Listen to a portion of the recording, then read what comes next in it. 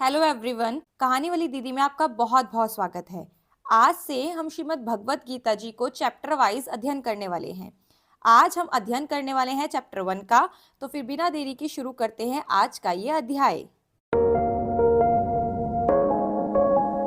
धृतराष्ट्र बोले, हे संजय, धर्म भूमि कुरुक्षेत्र में एकत्रित युद्ध की इच्छा वाले मेरे और पांडु के पुत्रों ने क्या किया? संजय बोले, उस समय राजा दुर्योधन ने व्यूह रचना युक्त पांडवों की सेना को देखकर और द्रोणाचार्य जी के पास जाकर यह वचन कहा, हे आचार्य, आपके बुद्धिमान शिष्य द्रुपद पुत्र धृष्टद्युम्न द्वारा व्यूहाकार खड़ी हुई पांडु पुत्रों की इस बड़ी भारी सेना को देखिए। इस सेना में बड़े बड़े धनुष वाले तथा युद्ध में भीम और अर्जुन के समान शूरवीर सात्यकी और विराट तथा महारथी राजा द्रुपद, धृष्टकेतु और चेकितान तथा बलवान काशीराज, पुरुजित, कुंतीभोज और मनुष्यों में श्रेष्ठ शैब्य, पराक्रमी युद्धामन्यु, बलवान उत्मोजा, सुभद्रा पुत्र अभिमन्यु एवं द्रौपदी के पांचों पुत्र, ये सभी महारथी हैं। हे ब्रह्मश्रेष्ठ, अपने पक्ष में भी जो प्रधान हैं उनको आप समझ लीजिए। आपकी जानकारी के लिए मेरी सेना के जो सेनापति हैं उनको बतलाता हूँ। आप द्रोणाचार्य और पितामह भीष्म तथा कर्ण और संग्राम विजय कृपाचार्य, वैसे ही अश्वत्थामा, विकर्ण, सोमदत्त का पुत्र भूरिश्रवा और भी मेरे लिए जीवन की आशा त्याग देने वाले बहुत से शूरवीर, अनेक प्रकार के शस्त्रों से सुसज्जित और सब के सब युद्ध में चतुर हैं। भीष्म पितामह द्वारा रक्षित हमारी वह सेना सब प्रकार से अजय है और भीम द्वारा रक्षित इन लोगों की यह सेना जीतने में सुगम है। इसलिए सब मोर्चों पर अपनी अपनी जगह स्थित रहते हुए आप लोग सभी निसंदेह भीष्म पितामह की सब ओर से रक्षा करें। कौरवों में वृद्ध बड़े प्रतापी पितामह भीष्म ने उस दुर्योधन के हृदय में हर्ष उत्पन्न करते हुए उच्च स्वर में तिंग की दहाड़ के समान गरज कर शंख बजाया। इसके पश्चात शंख और नगाड़े तथा ढोल, मृदंग, नरसिंगे आदि बाजे एक साथ ही बज उठे। उनका वह शब्द बड़ा भयंकर हुआ। इसके अनंतर सफेद घोड़ों से युक्त उत्तम रथ पर बैठे हुए श्री कृष्ण महाराज और अर्जुन भी अलौकिक शंख बजाए। श्री कृष्ण महाराज ने पंचजन्यक नामक, अर्जुन ने देवदत्त नामक और भयानक कर्म वाले भीमसेन ने प्रौढ़ नामक महाशंख बजाया। कुंती पुत्र राजा युधिष्ठिर ने अनंत विजयक नामक, नकुल और सहदेव ने सुघोष और मणिपुष्पक नामक शंख बजाए।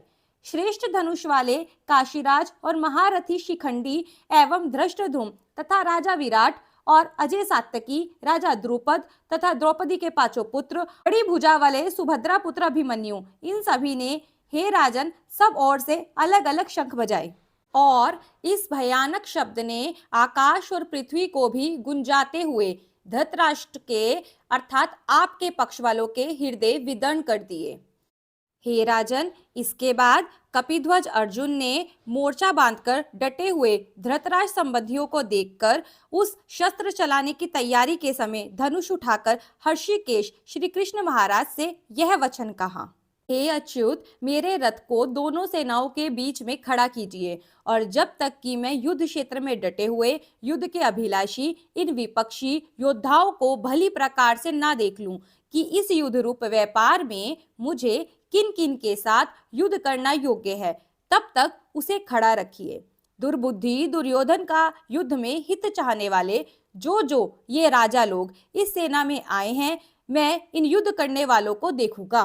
संजय बोले, हे धृतराष्ट्र, अर्जुन द्वारा इस प्रकार कहे हुए महाराज श्री कृष्ण ने दोनों सेनाओं के बीच में भीष्म और द्रोणाचार्य के सामने तथा संपूर्ण राजाओं के सामने उत्तम रथ को खड़ा करके इस प्रकार कहा कि हे पार्थ, युद्ध के लिए जुटे हुए इन कौरवों को देख।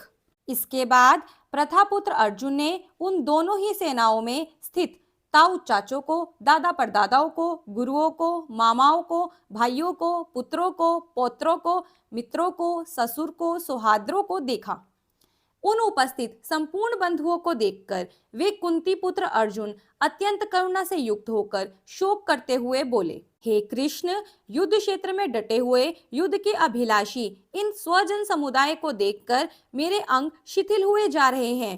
मेरा मुख सूखा जा रहा है और मेरे शरीर में कंप और रोमांच हो रहा है। हाथ में गांडीव गिर रहा है और त्वचा भी जल रही है और मेरा मन भ्रमित हो रहा है, इसलिए मैं खड़ा रहने में भी समर्थ नहीं हूँ। हे केशव, मैं लक्षणों को भी विपरीत ही देख रहा हूँ और युद्ध में स्वजन समुदाय को मारकर कल्याण भी नहीं देखता। हे कृष्ण, मैं ना तो विजय चाहता हूँ, ना राज्य, न सुखों को ही। हे गोविंद, हमें ऐसे राज्य का क्या प्रयोजन है अथवा ऐसे भोगों से और जीवन से भी क्या लाभ है। हमें जिनके लिए राज्य, भोग, सुखादि अभीष्ट हैं, वे ही ये सब और धन और जीवन की आशा को त्याग कर युद्ध में खड़े हैं। गुरुजन, ताऊ, चाचे, लड़के और उसी प्रकार दादे, मामा, ससुर, पौत्र, साले और भी संबंधी लोग हैं। हे मधुसूदन, मुझे मारने पर भी अथवा तीनों लोकों के राज्य के लिए भी मैं इन सबको मारना नहीं चाहता, फिर पृथ्वी के लिए तो कहना ही क्या है। हे जनार्दन, धृतराष्ट्र के पुत्रों को मारकर हमें क्या प्रसन्नता होगी, इन आततियों को मारकर तो हमें पाप ही लगेगा। अतएव हे माधव, अपने ही बांधव धृतराष्ट्र के पुत्रों को मारने के लिए हम योग्य नहीं हैं, क्योंकि अपने ही कुटुंब को मारकर हम कैसे सुखी होंगे।